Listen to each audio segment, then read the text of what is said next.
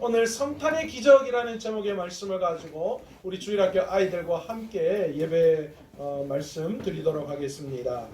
2000년 전에 첫 성탄절을 맞이할 그 상황과 분위기를 우리가 가만히 보면 누가복음 2장 7절에 보시면 그 분위기를 잘 우리에게 증거하고 있는데, 거기에서 예수님이 2000년 전에 처음 이 땅에 오실 때 이렇게 기록하고 있어요. 첫 아들을 낳아 강보로 싸서 구유에 뉘었으니 이는 여관에 있을 곳이 없음이로라. 그렇게 기록하고 있습니다. 그러니까 예수님이 맨 처음 인간의 모습으로 입고 이 땅에 오실 그때의 형편이 어떠했다는 거예요. 아니 글쎄, 하늘의 주인이시고 세상의 주인이신 하나님께서 이 땅에 오시는데 그분을 맞이할 여관이 없었다. 지금은 여러 가지 호텔이나 여관이나 머물 곳이 많지만 그 당시에는 그 위대하신 하나님이 이 땅에 오실 때 머무를 장소가 없었다라는 거예요. 그래서 어디에 머무르셨느냐? 동물들이 거주하는 마구간에 계셨고, 그 마구간 중에서도 구유, 그러니까 동물들이 먹이를 먹는 통, 그 통 위에 누우셔야만 했습니다. 여러분 생각해 보세요. 하나님께서 세상을 만드셨어요. 우리를 만드셨어요. 그런데 그분이 인간의 모습으로 오셨는데, 그런데 그분이 이 땅에 있을 만한 곳이 없었다라는 거예요. 허름한 여관방조차 왕을 모실 준비가 되어져 있지 않았습니다. 그 누구도 왕이 오실지를 알지 못했고, 그리고 또한 그 자리를 예비해 두지 않았습니다. 왕을 맞이할 사람도 왕을 모실 사람도 없었습니다. 2000년이 지난 지금은 어떻습니까? 지금은 성탄절의 상황과 분위기가 여러분 어떨까요? 그래도 최근에만 해도 이 세상 사람들에게 이 성탄절은 큰 즐거움이었어요. 그래서 거리에 나가면 캐롤이 울리고 성탄 장식을 하고, 그죠? 구세군 냄비의 종소리가 울리고 사랑의 온정이 퍼져나가고. 그런데 요즘은 사실 그런 분위기 자체가 없어져 버렸어요. 그런데 그 분위기가 교회도 마찬가지인 것 같아요. 2000년이 지난 지금 여전히 주님이 계실 곳은 없고, 주님이 계셔야 할 성도의 마음에도 사실 이 크리스마스 하면 연말 파티, 연말 행사 또는 여행, 선물, 이런 것들로 온갖 성탄절의 자리를 다 차지해 버렸다라는 것이지요. 거리에서 흘러나와야 할 캐롤은 이제 온데간데 없습니다. 제가 한번 왜 요즘은 거리에서 캐롤이 나오지 않느냐 그랬더니 어떤 분이 이 저작권 관계 때문에 이제는 함부로 이런 캐롤들을 틀 수 없게 되었다, 그렇게 이야기를 하더라고요. 성탄절을 기념하는 크리스마스 장식도 이제는 더 이상 찾아볼 수가 없습니다. 우리 성탄절에 아이들 선물을 주려고 이렇게 백화점이나 이런 마트 같은 데 갔는데, 요즘은 마트나 백화점도 성탄 장식 하나도 없어요. 그런 분위기 자체가 없습니다. 주님의 탄생을 기념하는 성탄절에 주님이 되시는 예수님은 그 어디서도 찾아볼 수 없고, 더 이상 예수님이 성탄절의 주인공도 아니게 되었습니다. 아마 세상 사람들은 어제 많이들 이제 이렇게 하셨을 거예요. 성탄절인데 왜 세상 사람들이 그렇게 난리를 치는지 모르겠어요. 이제 점점 이 성탄절의 주인공이 아이들이 되었고, 그래서 우는 아이에게는 선물을 안 주신대 라는 그 분위기로 흘러가고 있어요. 그리고 또한 연인들이 이 성탄절의 주인공이 됐어요. 이 성탄절에 왜 저거들끼리 그런지 모르겠어요. 너무 생일날 저거들끼리 왜 꽁냥꽁냥하고 선물을 주고받고, 왜 성탄절에 선물 주나 안 주나 그러는지 모르겠어요. 어느새 그렇게 되어 버린 거예요. 오늘 목사님이 그러시더라고요. 새해가 밝아오면서 새해에 떠오르는 해를 맞이하는 해맞이 행사는 사람들이 그렇게 준비하고 몰리는데, 그런데 정작 이 땅의 주인이신 예수 그리스도가 구원주로 이 땅에 오심을 준비하는 주님 맞을 행사는 점점 없어져 버리고 있다라는 거예요. 심지어 성탄절의 인사인 메리 크리스마스라는 그 인사도 요즘은 바뀌었대요. 요즘은 메리 크리스마스라고 인사하지 않고 해피 홀리데이라고 그렇게 이제 점점 인사를 한다라고 합니다. 주님께 경배함으로 기뻐해야 할 날에 이날 집을 떠나 여행하는 행복한 휴일로 바뀌어져 버리는 안타까운 일이 이 성탄, 이 크리스마스에 일어나고 있다라는 것이지요. 그런데 2000년 전 첫 성탄절에 아기 예수님을 유일하게 환영한 곳 하나가 있었습니다. 그곳이 어디였는가? 바로 베들레헴 마구간, 그것도 구유였다라는 것이지. 예수님을 맞이할 구유는 왕을 모시기에는 너무나도 초라한 곳이었습니다. 짐승의 냄새와 오물로 가득 차 있는 그런 곳입니다. 침침하고 거칠고 때로는 지저분하고 전혀 영광이라고는 찾아볼 수 없는 곳, 그곳이었습니다. 아무도 관심과 주의를 기울여 주지 않는 곳입니다. 그런데 만왕의 왕을 경배하는 예배처로 이 베들레헴 마구간 구유가 하나님 앞에 드려졌다라는 것이지요. 바로 이 구유의 하나님의 아들이신 예수님께서 성탄으로 오셨어요. 보잘것없기 짝이 없는 그곳, 그러나 가장 높으신 분이 가장 낮은 곳으로 오신 곳, 바로 그것이 베들레헴이요 그리고 마구간 구유였습니다. 그런데 여러분, 이 초라하고 전혀 영광스럽지 않은 구유에 예수님께서 찾아오시자 놀라운 일이 일어나기 시작했습니다. 아무도 관심을 기울여 주지 않는 짐승 냄새로 가득 차 있는 마구간, 거칠고 지저분하기 짝이 없는 그곳에 주님이 오시자 그곳에 기적이 일어나기 시작했습니다. 점점 마구간이 바뀌기 시작했습니다. 놀라운 변화가 이 마구간에 나타나기 시작했던 거예요. 먼저 주님이 마구간 구유의 성탄으로 오시자 이 초라한 마구간에 천군 천사들의 합창의 주제가 되었다라는 거예요. 누가복음 2장 13절에 보시면 호련히 수많은 천군이 그 천사들과 함께 하나님을 경배했다, 그렇게 기록하거든요. 누구도 보잘것없이 돌아보지 않던 그 거칠고 냄새나는 그곳에 예수님이 오시자 천군 천사가 찾아와 그곳에서 주님을 높입니다. 주님이 마구간의 성탄으로 오시자 그 마구간, 그 거친 곳이 예배 장소가 되었어요. 예수님을 높이는, 왕을 높이는 경배의 장소가 되었다라는 것입니다. 또 주님이 마구간 구유의 성탄으로 오시자 아무도 관심을 가지고 찾아오지 않던 마구간에 손님들이 찾아오기 시작합니다. 목자들이 찾아왔습니다. 동방의 박사들이 별을 보고 찾아왔습니다. 그리고 그곳에 놀라운 배합을 열어 황금과 유향과 몰약이라는 엄청난 예물을 하나님 앞에 드렸다라는 것이지.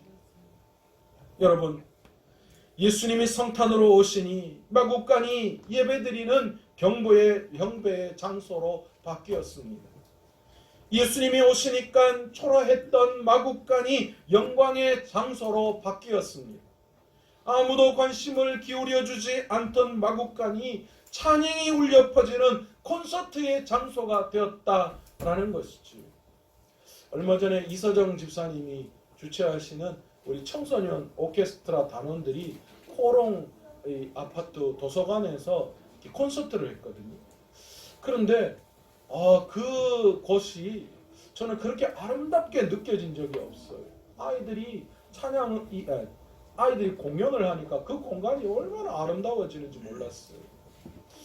여러분, 예수님이 마구간에 찾아오시자 그 같은 일들이 그곳에 일어났던 거예요. 아무도 돌아보지 않던 그곳이 아름다운 찬양과 예배의 장소로 바뀌는 성탄의 기적이 그곳에 일어났다라는 것이죠. 예수님이 오시면 아무리 비천한 곳이라도 존귀한 장소로 바뀌어지는 줄 믿습니다. 이렇게 한 나라의 대통령도 왔다 가면 변화가 일어나잖아요. 대통령이 한번 떴다 그러면 뭐 그곳이 달라지잖아요. 만왕의 왕이신 예수님이 성탄으로 오시면 엄청난 역사가 우리에게도 일어나게 될 줄 믿습니다. 기적이 일어납니다. 놀라운 변화가 일어납니다. 아무리 황폐한 곳이라도 주님이 성탄으로 오시면 풍성케 되는 줄 믿습니다. 아무리 소망이 없는 곳이라도 주님이 오시면 그곳에 소망이 생겨나는 줄 믿습니다. 아무리 깨어지고 상처난 가정도 그 가정에 주님이 성탄으로 오시면 희망의 가정 천국 되어지는 줄 믿습니다. 아무리 절망의 도시도 주님이 성탄으로 오시면 아름다운 도시, 축복의 도시가 됩니다. 아무리 무가치한 인생도 예수님이 성탄으로 오시면 가치 있는 인생, 존귀한 인생으로 변화되는 줄 믿습니다. 여러분, 우리는 원래 어둠의 자녀들이었습니다. 아무 소망이 없는 백성들입니다. 죄로 죽었던 사람들입니다. 그런데 예수님이 우리 가운데 오셔서 우리는 빛의 자녀가 되었습니다. 더 이상 죄인이 아니라 죄로 말미암아 사망의 길을 걸어가는 자가 아니라 아무 소망도 없는 우리에게 소망 가운데 주님이 오시자 우리가 달라졌어요. 허물로 죽었던 우리가 영생을 소유하는 자가 되고 하나님의 후사가 되어지는, 하나님의 유산을 물려받는 그런 하나님의 자녀가 되었다라는 것입니다. 우리는 원래 무가치한 존재입니다. 그런데 예수님이 우리 가운데 성탄으로 오시니 가치 있고 존귀한 자가 되었어요. 하나님을, 세상을 창조하신 하나님을 아버지, 아빠, 아버지라고 부를 수 있는 하나님의 자녀, 왕의 자녀가 되는 권세가 우리에게 생겨났다라는 겁니다. 여러분, 하나님의 자녀들은, 왕의 자녀들은 왕 따이신 거 아시죠? 왕은 따로 논다. 여러분은 다 왕 따이신 거예요. 우리는 원래 질그릇과 같이 잘 깨어지고 못난 인생들이었습니다. 그런데 보배 대신 예수님이 우리에게 오시니 우리는 너무나 아름다운 존재가 되었습니다. 그래서 고린도전서 4장 7절에 보시면 우리가 이 보배를 질그릇에 가졌으니 그렇게 말씀하시는 거예요. 우리가 질그릇이라는 거예요. 질그릇 같은 우리의 인생에 뭐가 담겨졌다는 거예요? 보배가 담겨졌다라는 겁니다. 여러분, 엘리야는 원래 우리와 같은 성전의 사람이었다라고 성경은 기록하고 있는데, 그런데 놀랍게도 그에게 하나님이 오시니까 그가 하늘을 열고 하늘을 닫는 능력의 사람이 되었다라는 거예요. 여러분, 아브라함은 어떻습니까? 아브라함의 가정은 우상 파는 가정이었어요. 그런데 아무 소망이 없는 우상 파는 그 가정, 그러나 하나님께서 그에게 오시니 믿음의 조상이 되고 복의 근원, 아니 그의 삶이 복이 되어지는, 그래서 천하 만민이 그를 통하여 복을 받는 놀라운 일이 그에게 일어났다는 거죠. 예수님의 12제자들은 어떻습니까? 그들은 결코 많이 배우거나 남들보다 뛰어난 자들이 아니었어요. 그런데 그들에게 예수님이 오시니 그들이 사람을 낚는 어부가 되는 놀라운 역사가 그들에게 일어난 거예요. 여러분, 그 중에 바요나 시몬, 이 시몬이라고 하는 제자가 있잖아요. 그런데 그는 어부 출신이에요. 많이 배우지도 못하고 성격도 급하고 실수가 많은 사람이었어요. 그런데 그에게 예수님이 오시니까 그가 어떤 사람이 됩니까? 게바, 곧 베드로가 되어지는 거지. 예수님께서는 그의 신앙 고백 위에 교회를 세우셨습니다. 그리고 그 무식한 어부 출신, 배운 것도 없고 성격도 급하고 실수가 많던 그가 하나님의 말씀을 증거하니까 3,000명, 5,000명이 회개하고 주께로 돌아오는 놀라운 역사가 그에게 나타났다라는 거예요. 그런 능력의 사람이 되어서 위대하게 하나님 앞에 쓰임받는 그 일을 우리는 볼 수 있습니다. 여러분, 바울도 마찬가지였죠. 우리가 잘 알고 있는 신앙의 선배인 어거스틴, 칼빈, 웨슬리, 허더슨 테일러, 윌리엄 캐리, D.L. 무디, 마틴 로이드 존스 목사님, 우리가 잘 알고 있는 최근의 작가 C.S. 루이스, 존 스토트, 이 모든 사람들 다 어떻습니까? 하나님께서 그에게 찾아가 주시고 그들에게 성탄의 기쁨이 그들 가운데 생겨나니까 그들이 빛나는 별이 되어지는 그런 놀라운 역사가 예수님이 그들 가운데 오심으로 말미암아 생겨났다라는 것이죠. 여러분, 아무리 연약하고 부족할지라도 주님이 오시면 그 인생은 반드시 달라지는 줄 믿습니다. 우리 모두는 인류를 원합니다. 공부 잘해서 서울대 가고 또 통장에는 내가 넉넉하게 내 여생을 쉴 수 있는 그런 넉넉한 재정이 채워지고 그리고 높은 위치에 올라가서 많은 사람들이 자기를 우러러보기를 원하는 그런 인생을 우리는 인생의 목표인 양 달려가고 있습니다. 그런데 여러분, 그 안에 진정한 평안이 있습니까? 그런 모든 것들을 가진 사람들이 진정으로 평안하다라고 생각하십니까? 여러분, 그들 안에 평안이 없어요. 여러분, 그러면 그 모든 것을 못 가진 저 같은 사람한테는 평안이 없습니까? 그렇지 않더라는 거예요. 오늘 주님이 우리 안에 오시면, 오늘 주님이 성탄으로 내 안에 오시면, 여러분, 부족하고 연약하고 초라할지라도 주님이 의로운 오른손으로 우리를 붙드셔서 우리에게 진정한 평안을 허락해 주시는 분이신 줄 믿습니다. 아멘. 여러분, 누구라도 성탄에 주님만 모셔드리면 그 인생의 기적이 일어납니다. 역사가 일어납니다. 아멘. 생이 바뀝니다. 위대하게 하나님 앞에 쓰이게 될 줄 믿습니다. 가치 있는 인생이 되는 거예요. 어느 가정이라도 주님만 모셔드리면 여러분, 그 가정이 변화됩니다. 명문가가 됩니다. 위대한 가문이 됩니다. 저는 수도 없이 많이 봤어요. 깨어지기 일보 직전이었던 가정인데 그 가정에 복음이 들어가고 예수 그리스도의 사랑이 들어가니까 그 가정이 완전히 달라졌어요. 우리 아이만 달라지는 게 아니라 예수님이 오시니까 그 가정이 달라지더라고요.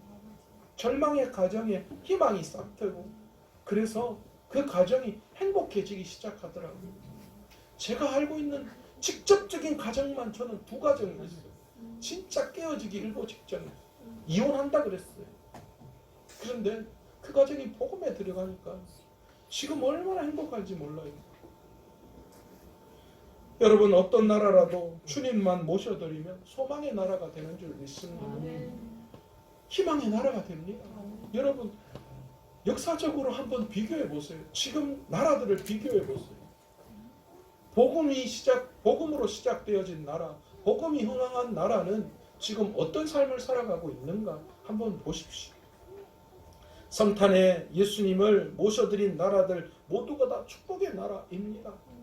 그런데 지금 그 축복의 나라들이 하나님을 지금 잃어버리고 있어요. 여러분, 대표적인 나라가 우리나라 아닙니까? 여러분, 120년, 130년 전에 조선이라는 그 땅에 여러분 복음이 들어가지 않을 때 여러분 그 사진들을 한번 보세요. 여러분, 그건 삶이 아니었어요. 불과 120년 전입니다. 그런데 선교사님들이 들어오셨어요. 그 선교사님을 통하여 복음이 이 땅에 들어오고 학교가 세워지고 의료가 되어지고 여러분, 그 놀라운 선교사님들의 손길을 통하여 복음이 들어와가 나라가 변화되어지잖아요.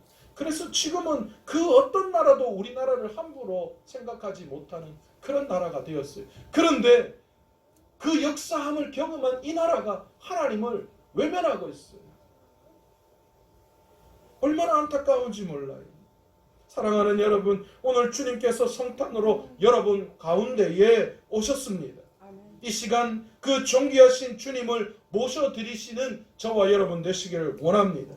비록 내 심령, 내 마음이 냄새나고 더럽고 추하다고 할지라도 예수님을 모셔만 드리면 놀라운 변화가 일어날 줄 믿습니다. 혹 내 마음이 구유 같은 곳이라도 예수님을 모셔드리면 그 구유의 기적이 일어나는 거예요. 그곳이 예배의 처소, 경배의 콘서트장이 될 수 있다는 거예요.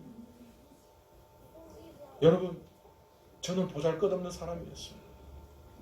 그냥 성공이라는 세상에 취해서 성공을 얻으려고 발버둥 치던 한 청년이었습니다.